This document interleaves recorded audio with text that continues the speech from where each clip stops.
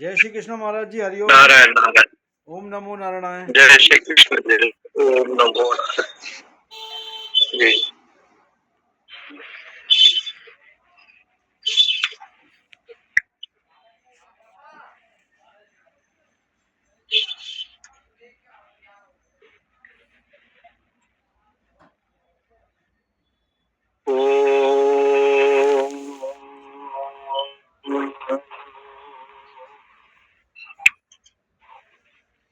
या श्री स्वयं सुकृतिनां भवनेश्वलक्ष्मी पापात्मनां कृतधियां हृदये सुबुद्धिः श्रद्धा सतां कुलजना प्रभवस्य लज्जा तां त्वां नताश्म परिपालय देवि विश्वम्। नमः परमहंसास्वादित चरणकमलचिन्मकरन्दाय भक्तजनमानसनिवासाय श्रीरामचन्द्राय वागीशायस्य वदने लक्ष्मीर्यस्य च वक्षसि तं वन्दे नृसिंहमहं भजे। मूकं करोति वाचालं पङ्गुं लङ्घयति गिरिं यत्कृपातमहं वन्दे परमानन्दमाधवम्। नमो देव्यै महादेव्यै शिवाय सततं नमः। नमः प्रकृतभद्राय नियता प्रणदाश्मताम् शङ्करं शङ्कराचार्यं केशवं बादरायणं सूत्रभाष्यकृतो वन्दे भगवन्तो पुनः पुनः। ईश्वरो गुरुरात्मेति मूर्तिभेद विभागिने व्योमवद्व्याप्तदेहाय दक्षिणामूर्तये नमः। ओम शांति शांति शांति। श्री राम जय राम। श्री राम जय राम जय राम। श्री राम जय राम जय राम। श्री राम जय राम जय राम। जय जय गिरिवर राज किशोरी जय महेश मुख चंद चकोरी जय गजवदन षडानन माता जगत जननी दामिनी दुति गाता। देवी पूजी पद कमल तुम्हारे सुर नर मुनि सब ओहि सुखारे। श्री राम जय राम। श्री राम जय राम।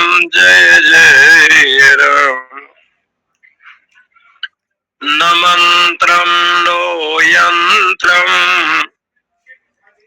तदपि च न जाने स्तुतिमो न चावारं ध्यानं तदपि च न जाने स्तुति कथा।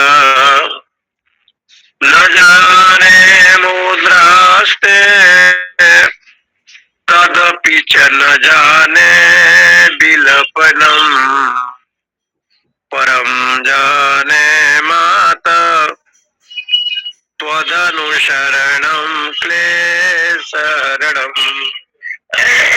विजयादशमी के पावन पर्व पर आप सभी को हार्दिक बधाई है। जगदम्बा महाशक्ति का आराधना पर्व, जिनके द्वारा माता रानी का वंदना, उपासना, साधना, आराधना अनेक प्रकार से दिव्य भाव भक्त साधक प्रदान करते हैं। इसलिए रामायण में ये वर्णित है कि बहुत दिन हो गए कि रावण का वध नहीं हो पाया, तो इनके जो भगवान राम जी का जो गुरुदेव थे, महान तपस्वी ब्रह्मर्षि महर्षि अगस्त जी, अगस्त जी ने ही भगवान राम जी को कहा कि अतुलित बल प्राप्त करने के लिए, शक्ति प्राप्त करने के लिए सूर्य की उपासना करना चाहिए। तो सूर्य संबंधी उपासना में उनका स्तुति को पाठ करना चाहिए। तो भगवान राम को बताने के लिए आदित्य हृदय स्तोत्र को भगवान अगस्त जी ने प्रदान किया। आदित्य हृदय स्तोत्र, क्योंकि प्राण के देवता सूर्य है। प्राण शक्ति कैसे बढ़ता है? बोले कि आदित्य जैसे होना, यथावत आदित्य। आदित्य शब्द का अर्थ है कि आदित्य भव आदित्यो, जो अदिति है, जिसमें दीति नहीं है, माने द्वैत बुद्धि नहीं है। संसार के नाम रूप जो द्वैत है, ये द्वैत का अभाव जिन साधिका के पास नहीं है, जिन देवी के पास नहीं है, उस देव माता को अदिति कहा गया। नौ दीति, दीति माने द्वैतम, द्वैत बुद्धि जहां न हो उसको कहते हैं अदिति। अदितिर जातम, ऐसे देव माता अदिति से जिनका जन्म हुआ उसका नाम हो गया आदित्य। ये आदित्य शब्द बनता है। दित्यादित्य उत्तर पदाहण्य, ऐसे सूत्र है, उससे व्याकरण में आदित्य शब्द की व्युत्पत्ति है। आदित्य क्या है? बोले प्रकाश स्वरूप है, और प्रकाश स्वरूप जब तक प्राण का है, प्राण भले चेतना हो, प्राण भले प्रकाश हो, लेकिन प्राण में जब तक ऊर्जा नहीं होगा, प्राण शक्ति में जब तक साधन, और साधन का मतलब संयम, आहार शुद्धि, सत्व शुद्धि और संयम, युक्त आहार विहारस्य, युक्त चेष्टस्य कर्मसु, युक्त स्वप्नावबोधस्य योगो भवति दुःखः। आहार विहार इत्यादि में संयम, वाणी में संयम, मन में संयम, चित्त में संयम। इसलिए मनु जी को कहना पड़ा वाणी विषय को लेकर के, सत्यम ब्रूयात प्रियम ब्रूयात, सत्य बोले लेकिन प्रिय बोले। न प्रियम, जो जो अप्रिय हो वो भले सत्य हो लेकिन उसको न बोले, न ब्रूया सत्यम अप्रियम, सत्यम ब्रूया, सत्य तो बोले लेकिन प्रिय बोले। और जो सत्य होने पर भी अप्रिय हो ऐसे शब्द का प्रयोग न करे।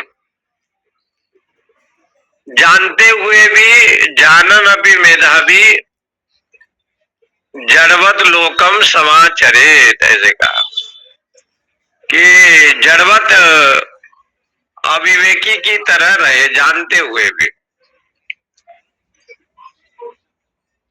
इसलिए कहा कोई पूछता है, प्रश्न करता है, जिज्ञासा करता है तब तो बोले। ना पृष्ठम कस्यचित ब्रूयात, न अपृष्टम, कोई पूछता तो नहीं है और एक आदमी बोले जा रहा है। बोले कि ऐसे नहीं है, इसको आजकल की भाषा में लोग कहते हैं टाइम पास। टाइम पास न हो, सत्संग में भी लोग टाइम पास करता है, भजन साधन में भी, घर में भी, व्यर्थ वार्तालाप में भी ये सब होते हैं, देखा जाता है। इसलिए हमारे जीवन में ऐसे ना हो, एक एक शब्द एक एक समय बहुमूल्य है, इस अमूल्य को व्यर्थ में न गवाए। इसलिए ये कहते हैं ना पृष्ठ कस्यचित ब्रूयात, बिना पूछे बोले नहीं। ना पृष्ठम कस्यचित ब्रूयात, न च अन्याय न पृच्छत, अन्याय से कोई पूछता है, तर्क वितर्क करता है तब भी न बोले। जानन अपि मेधावी जड़वद लोकम समाचरे, बुद्धिमान व्यक्ति वही है कि सब जानता तो है परंतु जानने पर भी नहीं जानने के समान रह जाता है। जानने क्योंकि वहां जिज्ञासा भी नहीं है, जिज्ञासा के साथ साथ श्रद्धा नहीं है, और श्रद्धा विरहितम यज्ञम तामसम परिचक्ष्यते, श्रद्धा से युक्त नहीं है। इसलिए उन्होंने कहा ना पृष्ठम कस्यचित् ब्रूयात् न च अन्यायेन पृच्छत जानन अपि मेधावी जड़वत लोकम समाचरे।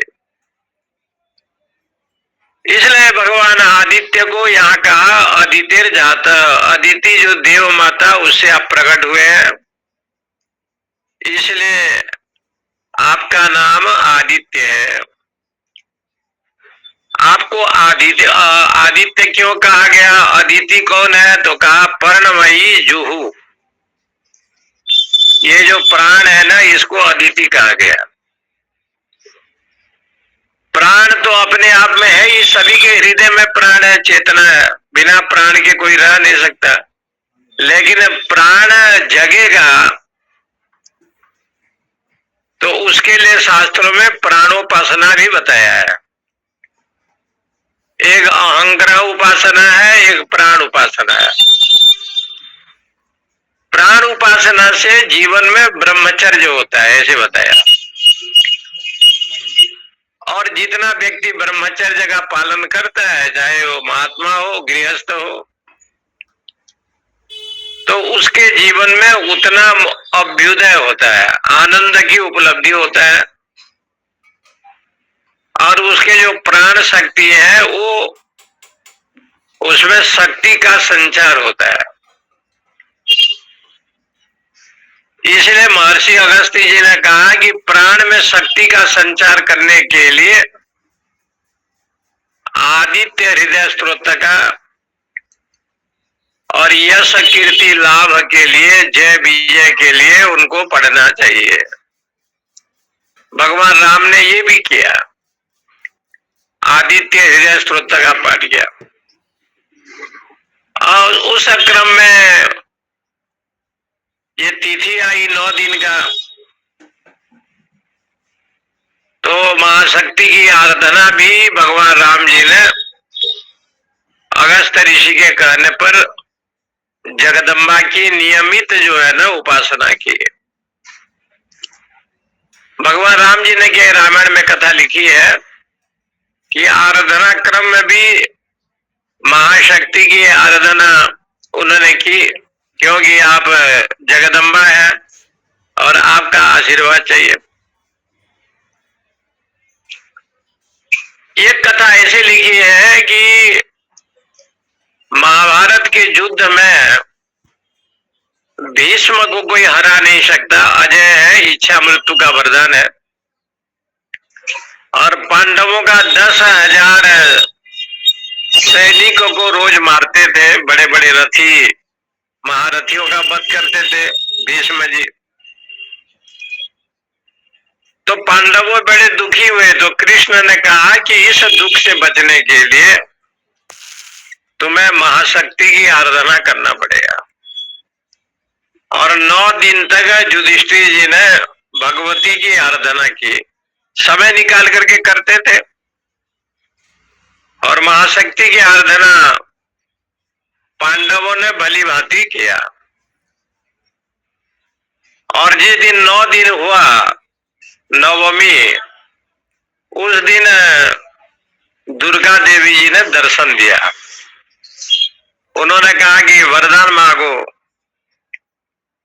तो बोले माता जी वरदान तो यही है, रूपम देहि जयम देहि यशो देहि द्विषो देहि। तो विजय का आशीर्वाद जगदम्बा जी ने दिया। दूसरे दिन 10 दिन हो रहा था युद्ध का, तो भीष्म जी ने स्व इच्छा से अपने मृत्यु का हेतु बताया। उन्होंने कहा कि तुम्हारे यहाँ जो शिखंडी है वो पूर्व जन्म का अम्बा कन्या है, यदि नारी मेरे पास आ जावे तो हम अस्त्र शस्त्र ग्रहण नहीं करेंगे। अपने इच्छा मृत्यु का वरदान जो उनको मिला था स्वतः बताया। ये सब सुन करके पांडव आश्चर्य हो गए और उनके मन में आया कि ये महाशक्ति का प्रभाव है, जगदम्बा जी की आशीर्वाद है, कृपा है। भगवान ने कहा कि ये जो आपने आराधना की 9 दिन, यही नवदुर्गा की ही कृपा है। विनय प्रेम बस भई भवानी खसी माल मूर्ति मुशुकारे। और एक कथा आज दशमी के दिन में ये भी जुड़ी हुई है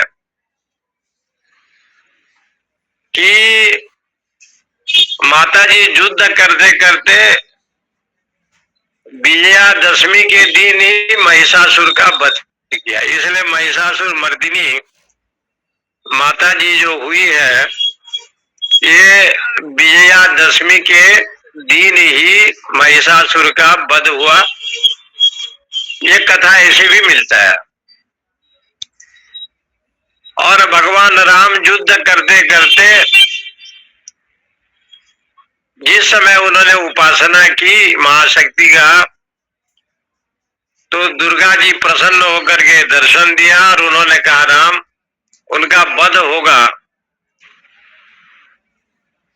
और भगवती बुद्धि के रूप में प्रकट हुई, क्योंकि उनका वध कोई कर नहीं सकता रावण का। जैसे शिव महिम्न में पुष्प दंताचार्य जी थे, वो भगवान शंकर जी को फूल तोड़ने के लिए जाते थे और स्वर्ग के नंदन वन में फूल तोड़ते थे, क्योंकि गंधर्व थे। पुष्प दंताचार्य एक बड़ा गंधर्व था, शंकर जी का परम भक्त था। रोज शिवलिंग पर फूल चढ़ाए, लेकिन वो खरीदता नहीं था। वो जा करके नंदन वन में जितने फूल लगे थे ना, और रात में चोरी करके ले आता और खूब सजावट। एक दिन इंद्र ने पूछा बृहस्पति से कि इतना बढ़िया बढ़िया नंदन वन में ये फूल रहते हैं, सुबह कहाँ चला जाता है? उनके गुरु बृहस्पति जी ने कहा कि और कोई लेता नहीं है, एक गंधर्व है जिनका नाम पुष्पदंत है। वो केवल शिव जी के लिए ले जाता है, वही चोरी करता है। इंद्र ने समझाया महादेव की पूजा तो ठीक है, लेकिन चोरी करके नहीं। ये चोरी करके पूजा करना ये तो अपराध है।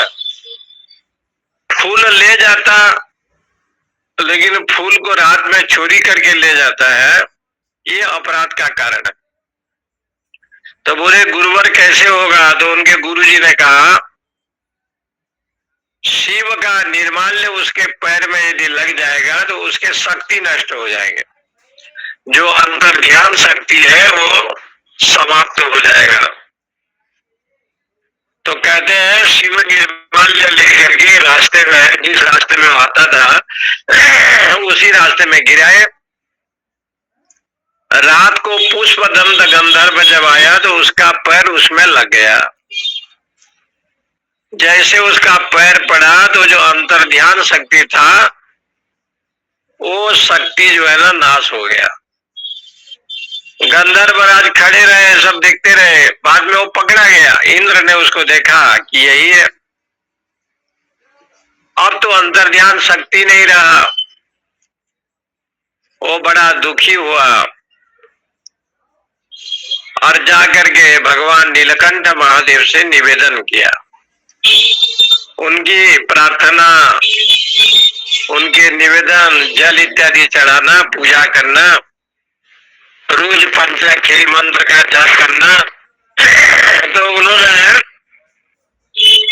शिव महिम्न स्तोत्र का एक ग्रंथ लिखा। शंकर जी की जो महिमा है उसको वर्णन किया। अलभ्या पाताले प्यल सचलितांग रसी रसी, जो देवताओं की भी दुर्लभ है, इस रावण ने शंकर जी को 10 मूल्य चढ़ा करके वही प्राप्त किया। रावण जहां अपने शीर को काटता था, एक एक शीर को, और शिव जी को देता था,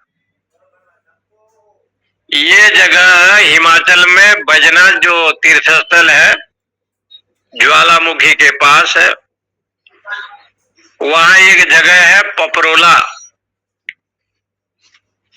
जैसे भगवान शंकर का अर्धनारीश्वर देवता होते हैं, ऐसे वो बैजनाथ जो धाम है, महान तीर्थ है, वो भी है। तो वहां लक्ष्मी नारायण का जो है ना, दोनों का समावेश है। ऐसे मूर्ति की पूजा होती है जहां लक्ष्मी और नारायण दोनों का शरीर मिला हुआ है, अर्धनारीश्वर जैसे। वहां पर रावण ने शीर को जो है ना काटा, इसलिए उस जगह पर रावण का दहन नहीं होता। आज के दिन जो रावण का पुतला जलाया जाता है, वहां रावण का दहन नहीं होता। और भगवान जब प्रसन्न हुए रावण को, उसने वरदान मांगा था,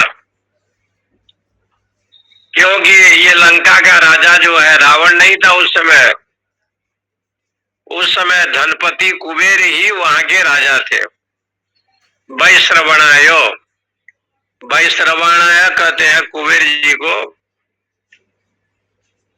और कुबेर जहां रहेंगे वहां तो सोना चांदी होना स्वाभाविक है। सोना का लंका था तो कोई आश्चर्य की बात नहीं है, तपस्या के प्रभाव से संभव है। आजकल के लोग कहते हैं कि सुंदर वर्ण का था, सुवर्ण लंका था। सुंदर वर्ण का ऐसे लंका था। मान लीजिए सोने की लंका है तो तब भी कोई आपत्ति नहीं होना चाहिए, क्योंकि तपस्या के बल पर अथवा भगवान शंकर के अनुग्रह से संभव है। माया सर्व संभवाद, ऐसे लिखा है। माया के द्वारा सब कुछ हो सकता है। जो नहीं होना चाहिए वो भी हो सकता है, जो होना चाहिए वो भी नहीं होता। इसलिए सब लोगों ने हार मान करके कहा माया सर्व संभवाद। मोहिनी बन करके आप आए, दिव्य नारी बन करके, लेकिन कौन जानता था कि महादेव भी उसके पीछे पीछे जावे। और महादेव पीछे पीछे गए, मोहिनी भागती रही, महादेव ने पकड़ लिया। आलिंगन जब किया महादेव जी ने,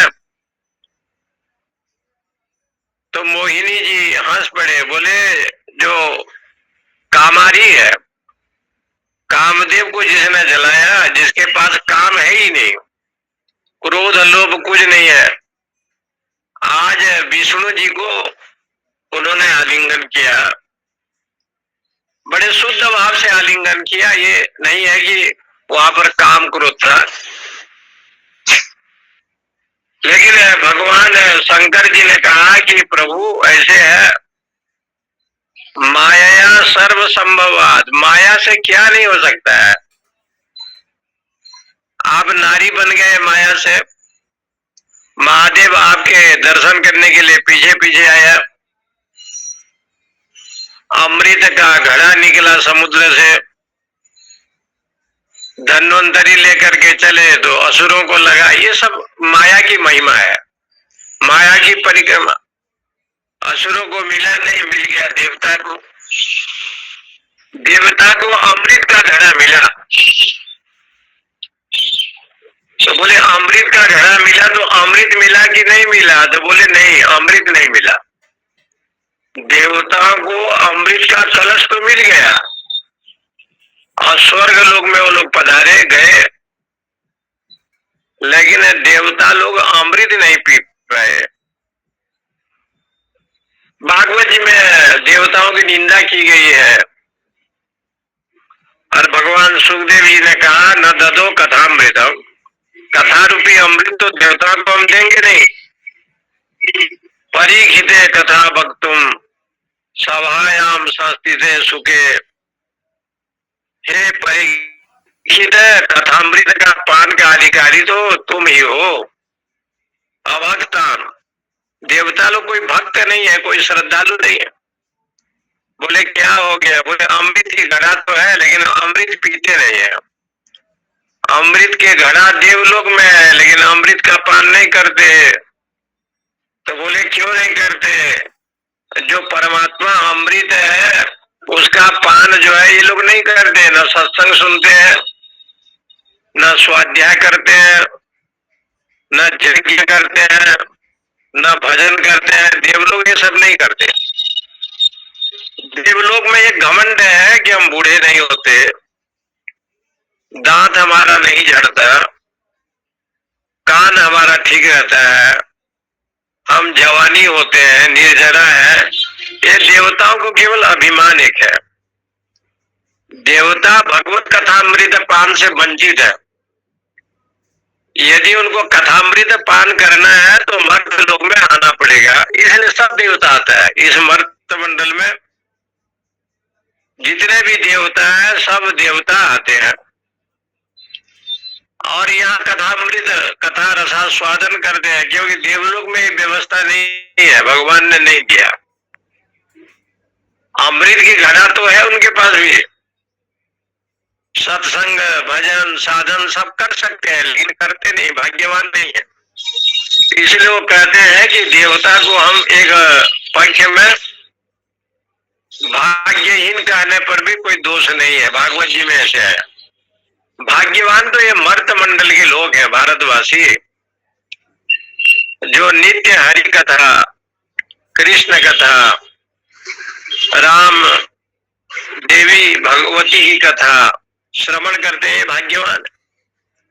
इसलिए उन्होंने कहा कि इनको नहीं दिया, इसलिए वहां पर शब्द है माया सर्व संभवात। देखिए कितना सुंदर है। तो भगवान राम जी ने जब शक्ति की आराधना की तो उसी समय राम जी को आभास हुआ और महाशक्ति की उपासना का फल ये हो गया कि ब्रह्मा आदि देवता आए और नाभि में अमृत है रावण का, और वहां पर अस्त्र का प्रयोग करना चाहिए। नाभि में जब ब्रह्मास्त्र का प्रयोग किया तो रावण की मृत्यु। ये भी कहते हैं कि विजयादशमी के दिन ही रावण का मृत्यु महिषासुर के का युद्ध और उसका मृत्यु भी ये विजयादशमी के दिन है। भीष्म जी 9 दिन तक युद्ध भयंकर करते रहे, 10वां दिन में अपने मृत्यु बताया। ये भी महाशक्ति की आराधना का फल है। इसलिए आप सब जानते हैं कि ये जो दशहरा है, इसका अर्थ ये है दशान हरति इति दशहरा। जो जीवन की दुर्दशा है, दीनपना है, दुखीपना है, संकट है, इसको जो हरण करता है ना, उसका नाम है दशहरा। दशान मनुष्य का जो दशा, अनेक दशा है जिसमें जन्म भी है, दुख भी है, व्याधि भी है, चिंता भी है, अनेक प्रकार के जो दशा जीव में है, इस दशा को जो हरण करे दशान हरति। और इसको कौन हरण करेगा? तो बताया कि जिस समय में वो विजया रूपी दशमी को प्राप्त करता है,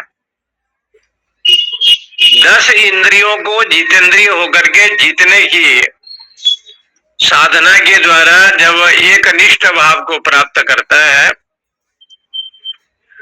और इंद्रियों को जिस समय संयमित होकर के जीतता है, शनै शनै रूपर मेध बुद्धिया धृति गृहीत आत्मसात मन कृत्वा न किंचित अपि चिंतित।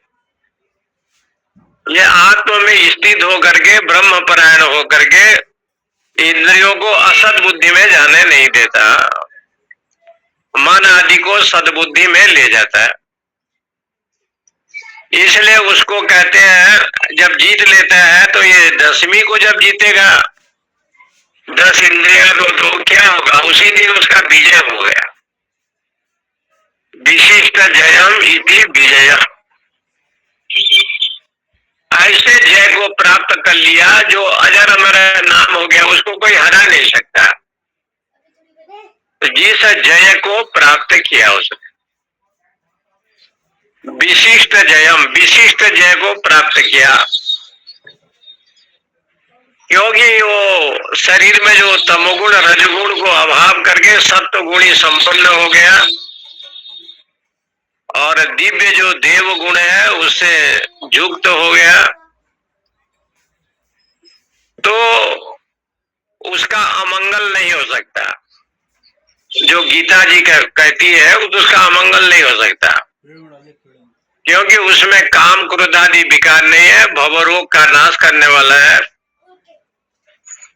इसलिए भगवान शंकराचार्य राजा बने, काम शक्ति को जानने के लिए, काम कला को जानने के लिए राजा बन गए। लेकिन राजा के वेश में भी राज्य करते हुए आत्मज्ञान का लोप नहीं हुआ। उनके शिष्यों ने जाकर के समझाया, और शिष्यों ने जाकर के समझाया कि आप न में राग द्वेष हो, आप में राग द्वेष नहीं है, न में मृत्यु शंका, चिदानंद रूप शिवोहम शिवोहम। तो ये जो राजा बना था भगवान शंकराचार्य सुधर्मा, तब उनको ये ज्ञान हो गया। इसलिए भगवान ने बार बार कहा, यतन तो यत्न करने पर भी इंद्रियां चित्त वृत्ति को अपहरण कर लेती हैं। तयोर न बसम आगच्छेत दो ही अस्य परिपंथिरो श्रेयान स्वधर्म विगुणात परधर्मात स्वनुष्ठीयतात। अपना स्वधर्म में रहना सबसे अच्छा है, परधर्म की कल्पना नहीं करना चाहिए। परधर्म की अपेक्षा स्वधर्म सबसे अति उत्तम। मनुष्य है तो मनुष्यता होनी चाहिए, पशुता नहीं, ये कहा गया। इसलिए यहाँ पर जो पुष्प दंताचार्य जब महादेव जी की अर्चना की और महादेव जी को अनेक स्तुति किया उन्होंने, वो स्तुति की प्रसंग में ये भी बताया गया है, हरिस्ते सहस्त्रम कमल बलिमाधाय पदयो यदिर्कोने तस्मिन् निजमुदहरन् नेत्र कमलम गतो भक्तुद्रेकम परिणतिमसो चक्र बपुषा त्रयाणाम रक्षाय त्रिपुरहर जागरति जगताम। सन्यासियों के आश्रम में, सभी आश्रम में शिव महिमा का पाठ शाम को होता है आरती के बाद। यही कहा गया कि हे विष्णु भगवान, हे परमात्मा, जब उन्होंने महादेव की अर्चना की सहस्त्र दल से, कमल से, एक कमल कमी हो गया, भगवान शिव जी ने चुरा लिया, तो विष्णु अपने आंख को जब फोड़ने लगे और आंख को चढ़ाने के लिए जब जा रहे थे तो शंकर प्रकट हो गए। शंकर जी ने कहा, हरिस्ते सहस्त्रम कमल बलिमाधाय पदयो यदिर्कोने, एक नहीं है और आप अपने कमल नेत्र को दे रहे हैं। प्रसन्न होकर के सुदर्शन चक्र प्रदान किया जिसमें दुष्ट को, अधर्मियों का वध हो सके। तो कहने का मतलब क्या है, ये पुष्प दंताचार्य को जब शंकर की आराधना की तो कहते हैं वही शक्ति जो अदृश्य शक्ति चला गया था, वो शक्ति पुनः महादेव की कृपा से प्राप्त हुआ। इसलिए लोग,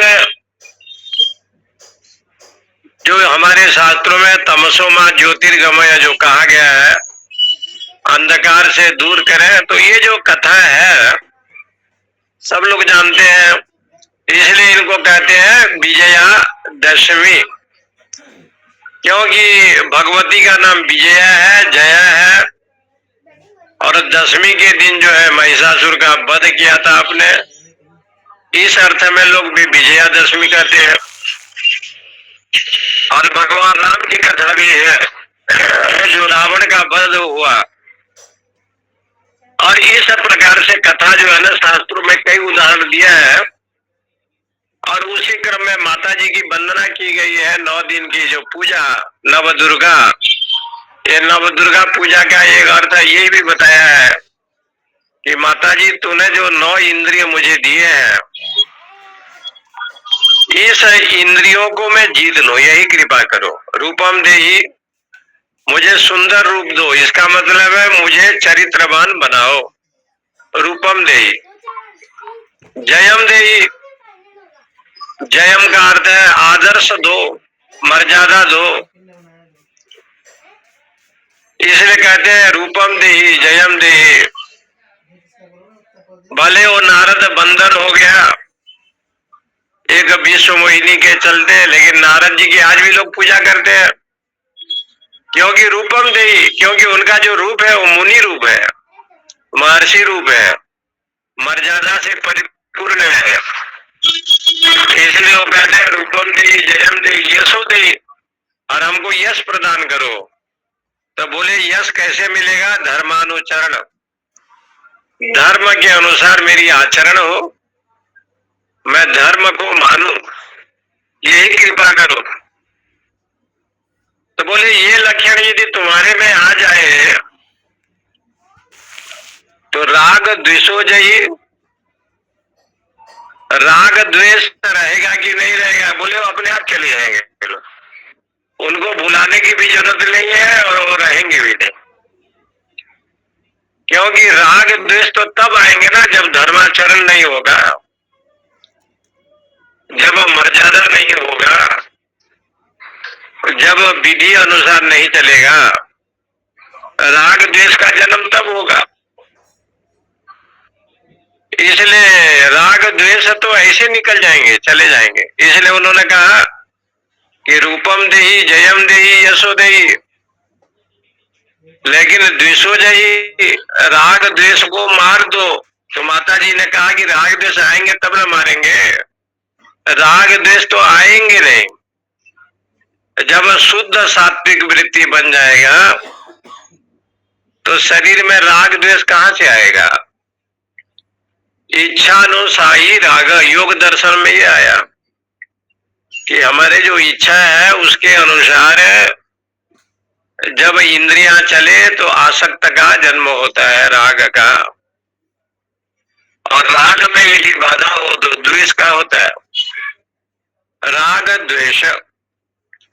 ये जो राग शब्द है, रंजते इति राग, जो रंग लिया गया, कपड़ा को रंग लेते हैं तो उसको कहते हैं राग। लेकिन रंग जो है ना, जितने धोने पर भी निकलता नहीं है। कपड़े को ज्यादा धोएंगे तो कपड़ा फट जाएगा। इससे तो अच्छा है कि वो कपड़ा को ही फेंक दे। इसलिए कहा, एक महात्मा जी नर्मदा परिक्रमा में गए, जाते जाते होशंगाबाद तरफ गए। रात को जो है ना, किसी ने खटिया दिया, वो मंडलेश्वर थे, और खाट में सोए। तो देखते हैं कि आधा घंटा सोए होंगे और शरीर को लोग काटने लगे, तो देखा तो सब खटमल लगे हुए, सबको इधर उधर करके फेंक दिया। फिर सोने लगे तो फिर खटमल आए। तो क्योंकि उधर के जो लोग, देहात अंचल के लोग हैं, वो गोईठा बनाते थे और उसी में भोजन पानी, चाय पानी सब बनता है, लकड़ी का व्यवस्था था नहीं। तो स्वामी जी ने, जो कैलाश के मंडलेश्वर थे, चैतन्य गिरी महाराज जी, वो सोचे कि ये खटिया में तो खाट है, क्योंकि वहां गोबर था, अगल बगल सब गोबर ही था। तो तुरंत जो है ना, खटिया को छोड़ दिया और थोड़ी दूर जा करके नीचे सोए। गर्मी का दिन था। तो अपने ग्रंथ में उसने लिखा, एक संस्मरण लिखा, खटमल यदि लगा हो तो खटिया को छोड़ देना ही अच्छा है। खटिया में लेटेंगे तो वही खटमल आएंगे, क्योंकि खटमल का रहने का जगह है। वो खटमल कहते हैं ये हमारा घर है, और आप उसमें सोएंगे तो खटमल तो काटेगा ही काटेगा। इसलिए अच्छा है कि उस खटिया को ही छोड़ दो। पूज्य स्वामी जी ने बड़ा अच्छा लिखा। उन्होंने कहा कि ये जो खटमल है ना, ये राग द्वेष खटमल, अनायास से दोष दिखने लगता है, अनायास से अवगुण की चर्चा होने लगती है, यही राग है। और इसी के द्वारा द्वेष होता है। तो ये जो खटमल आ जाते हैं रक्त बीज तरफ, एक बूंद रक्त गिरा तो हजारों रक्त बीज, तो ये राग द्वेष ही रक्त बीज है। देवी जी ने सोचा कि इनका रक्त को ही पी लो, और माता जी ने वही किया। तो ये राग द्वेष जन्म न हो, इसके लिए समत्वम योग युच्यते, भगवान ने कहा समत्व योग को ग्रहण करो। ये जो समत्व योग है, इसके द्वारा ही काम्यानाम कर्मणाम न्यासम, क्योंकि काम्य कर्म को छोड़ना ही संन्यास है। इसी के द्वारा राग द्वेष का अभाव हो सकता है। इसलिए आज का जो ये दिवस है, रामचरितमानस में कथा भी उसके लिए आता है। रावण रथी बिरथी रघुवीरा, और देखी विभीषण भयउ अधीरा। नाथ न रथ नहीं तन पद त्राना, और कही विधि जितव वीर बलवाना। क्योंकि पैदल में, भूमि में भगवान युद्ध कर रहे हैं खड़े होकर के, रावण अपने रथ पर है। तो कहते हैं कि उस समय रावण रथी बिरथी रघुवीरा, रावण तो रथ में आरूढ़ है और राम जी रथ पर नहीं है। विभीषण ने समझाया कि भगवान आप बिना रथ के आरूढ़ है।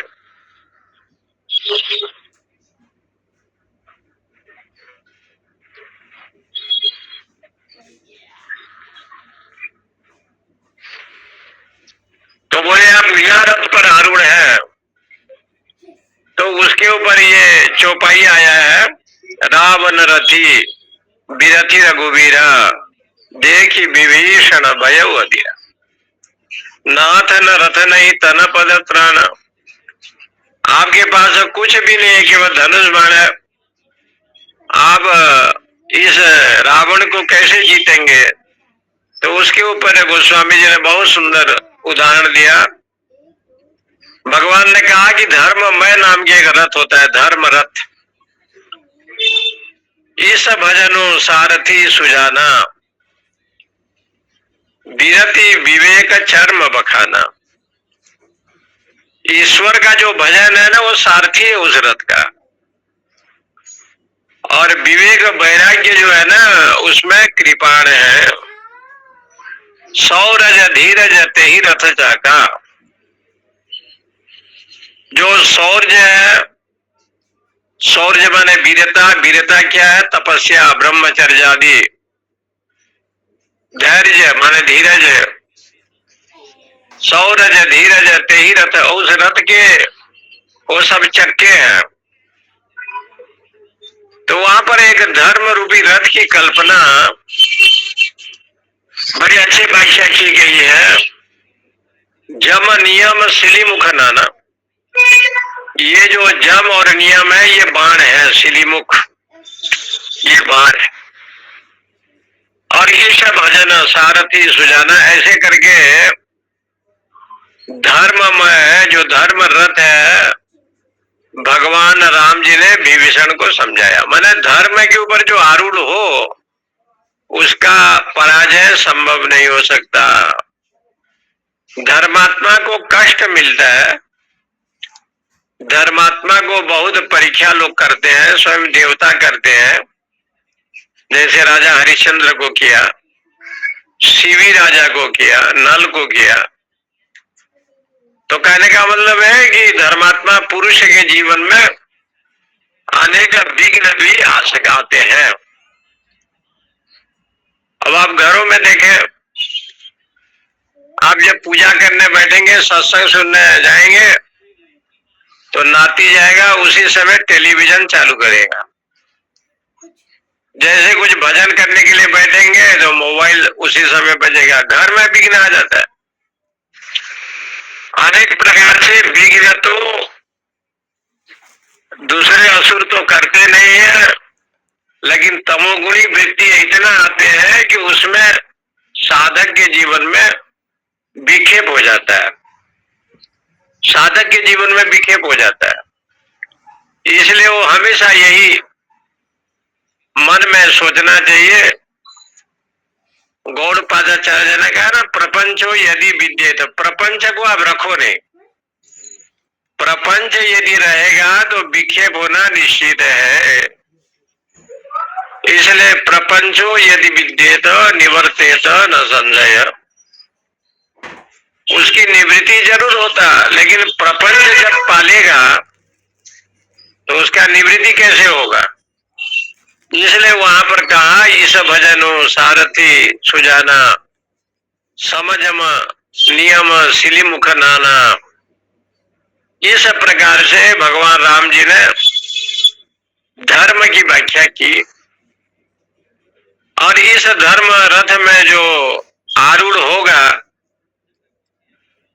तो रावण का वध होना निश्चित है। कुछ महापुरुषों ने ये कहा कि रावण क्या है, तो वहां पर भी यही प्रसंग आया। राग द्वेष ही रावण है। क्यों रावण है? तो कहा, रावण का जब जन्म हुआ तो रावण ऐसे रोया जैसे श्रीगाल लोग, भेड़िया लोग रोते हैं। इसलिए उनको रावण का रोती इति रावण, वो बहुत रोया। तो विसर्वा जी ने कहा ये रोता क्यों है? तो ध्यान से देखा, बोले ये रावण तो है लेकिन इसको एक अर्थ और करो। तो कहा रोती रुदती इति रावण, बोले एक अर्थ और लगाइए, रोदयति इति रावण। जो सबको रुलाएगा उसको रावण कहते हैं। जो ऐसी भी वृत्ति है जो सबको रुलाए, रावण रोता भी था और सबको रुलाया उसने। रावण को, इसलिए वो महादेव के पास रावण गया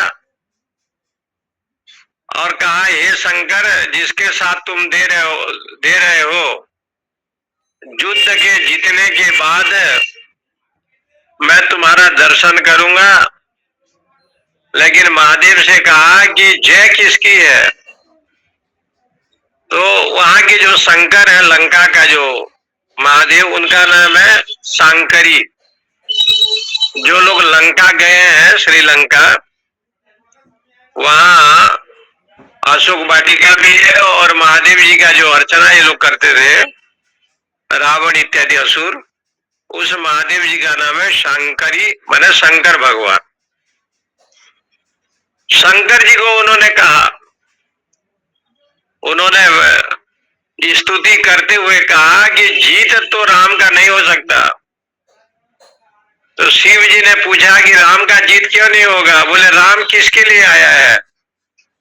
राम आया है रावण के लिए। वो जो बैकुंठ से आया है ना, वो मेरे लिए आया है। और जब हमारे लिए ही आया है तो जीत तो हमारी होगी ना, जीत राम का कहाँ हुआ? और शिव जी तो कुछ बोले नहीं, शिव हंसने लगे इनकी मूर्खता पर। इसलिए इनका नामकरण जब विसर्वा जी ने किया तो कहा रोती रोदयति इति रावण, रुलाए और स्वयं रोए। रुलाने का काम कौन करता है? जीव में जो अहम बुद्धि है, राग द्वेष है, यही करते हैं। इसलिए उसका दशमुंड की कल्पना की गई। 10 मुंड उसके पास होते हैं। 10 इंद्रियां जब कुतर्क में चले जाएंगे तो 10 मुंड के बराबर है। ये जो व्यक्ति का जो 10 इंद्रियां है, ये जब जितेंद्रिय न होकर के कुमार्ग में गए तो इसलिए इसको दशानन कहते हैं।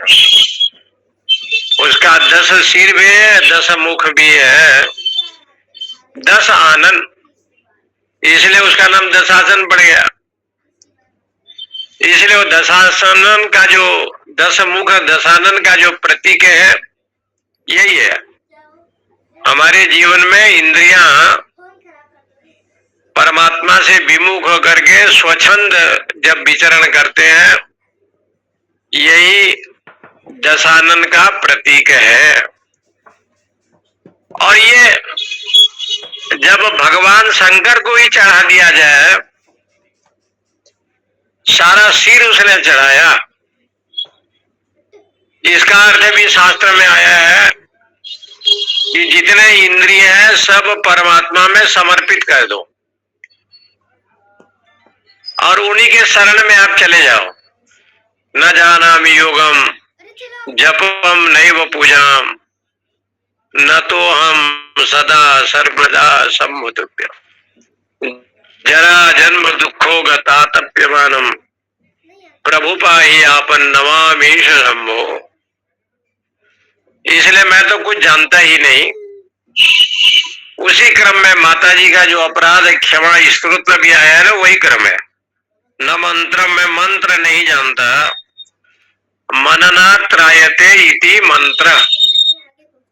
जो मन को सदगति प्रदान करे उसका नाम है मंत्र। नो यंत्रम, यंत्र शब्द भी यही है। यम ऊपर में धातु का रूप है।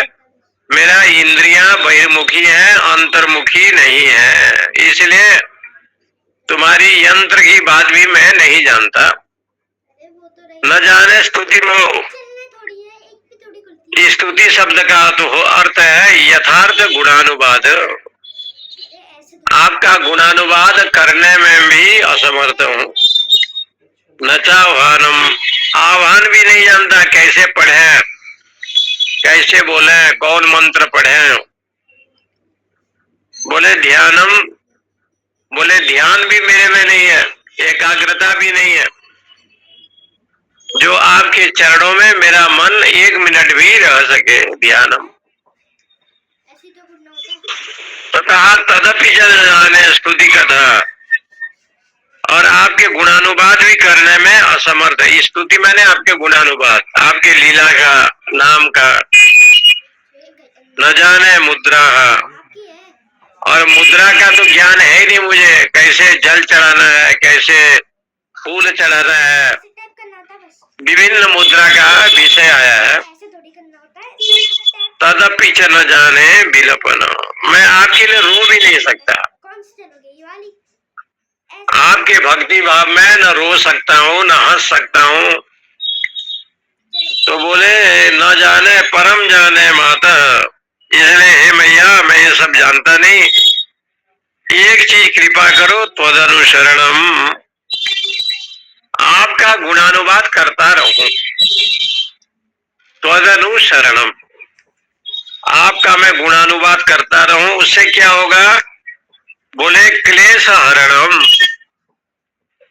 ये जो जीवन में दुख है ना, ये दुख का नाश हो जाएगा। आपके गुणानुवाद में, भगवान के गुणानुवाद में वो शक्ति है कि जीवन के जो कष्ट है वो नाश हो जाता है।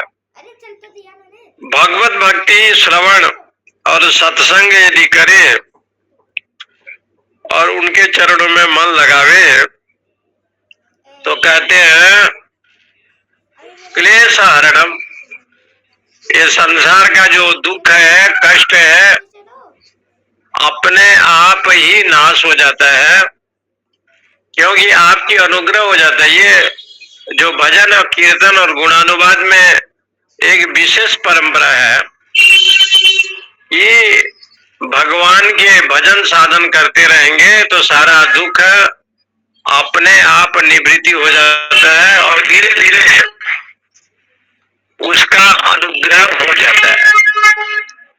इसलिए यहाँ पर ये प्रसंग विजयादशमी के पावन पर्व पर जगदम्बा जी का आराधना क्रम में माता जी का ये भी वर्णित है। और रावण जैसे वृत्ति जीवन में आए, जिसके 10 सिर हो और वो लंका में ही राज्य करता है।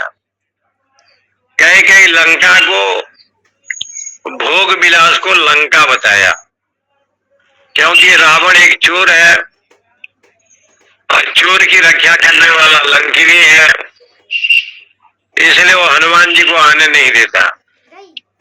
और शिव स्वरूप श्री हनुमान जी का दर्शन लंकिनी ने जब किया तो कभी ये सत्संग की बात नहीं करने वाला लंकिनी वो ही कह रही है कि तात स्वर्ग अपवर्ग कर, धैर्य तुला एक अंग, तुलन ताही सकल मिली, जो सुख लव सत्संग। जो लंकिनी लंका की रक्षा कर रही है और अधर्मी की रक्षा करने वाला, वो आज शिव का दर्शन करते हुए उसके अंतःकरण शुद्ध हो जाता है। तो वही ज्ञान की बात स्वयं कहती है कि तात स्वर्ग अपवर्ग कर, धैर्य एक अंग। एक क्षण मात्र सत्संग के महिमा जितना है उसकी तुलना न यज्ञ है, न दान है, न तपस्या है। इसलिए एक काम जरूर करना, प्रविष्टि नगर कीजिए सब काजा, हृदय राखी कौशल पुर राजा। बड़ा अद्भुत वहाँ ये चर्चा की गई है। इससे सिद्ध होता है कि शंकर, और वही शंकर रावण के इष्ट देव है, वही शंकर हनुमान, और वही शंकर के त्रिनेत्र है। इसलिए हनुमान जी की जो अग्नि है जब बुझ गया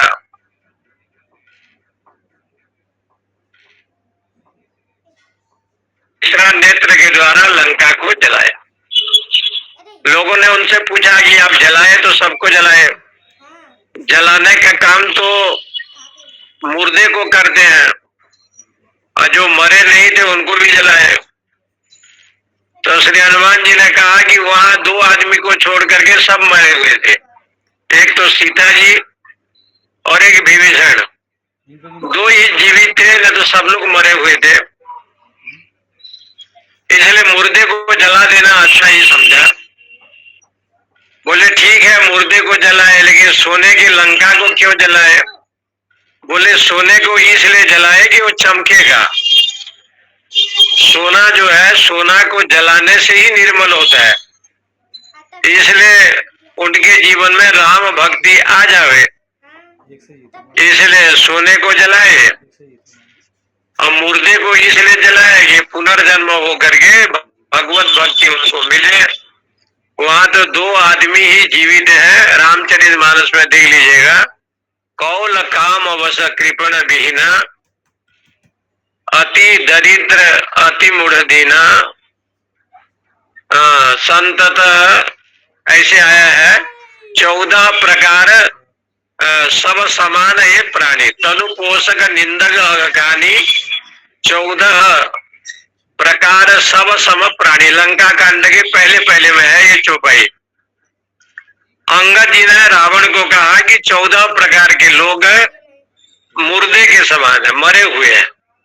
तो हनुमान जी ने उदाहरण दिया कि कौल काम अवस कृपण विहीना, अति दरिद्र अजसी अति दीना, सदा रोग वश संतत क्रोधी, विष्णु विमुख श्रुति संत विरोधी, तनु पोषक निंदक अगखानी, जीवत सब सम 14 प्राणी। ये 14 प्रकार के लोग जीवित नहीं है। इससे सिद्ध होता है, ये गणना यदि आप लगाएंगे तो भारत में भी बहुत कम लोग मिलेंगे जो जीवित है। जैसे आप लोग हैं तो जो सत्संग भजन करता है वो जीवित है, जिनमें ये सब वृत्ति नहीं है तो वो मरे हुए मुर्दा है। इस चौपाई को यदि कोई माने तो जीते जीते ही वो मुर्दा है। बड़ा अद्भुत प्रसंग वहां दिया। ये लंका कांड के पहले प्रसंग पर श्री अंगद जी ने जब रावण उसके पैर को उठाने के लिए आया तो वो मना कर दिया। ये कथा जो है ना लंका कांड में लिखा है। ओम पूर्णमद पूर्णमिदम पूर्णात् पूर्णमुदच्यते पूर्णस्य पूर्णमादाय पूर्णमेवावशिष्यते। ओम शांति शांति शांति। हरिओम हरिओम हरिओम हरिओम स्वामी जी, हरिओम स्वामी जी, प्रणाम करता हूँ श्री चरणों में। अच्छा ओम नमो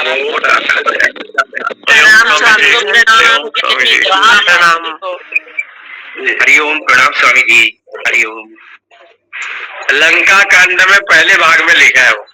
जय श्री राम महाराज, जय श्री तनु राम। पोषक निंदक अगखानी, जीवत सब सम 14 को 14 लक्षण जिसके पास है वो तो जीवित है।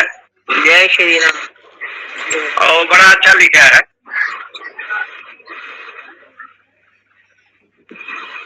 नमो नारायण स्वामी जी, जय श्री कृष्ण।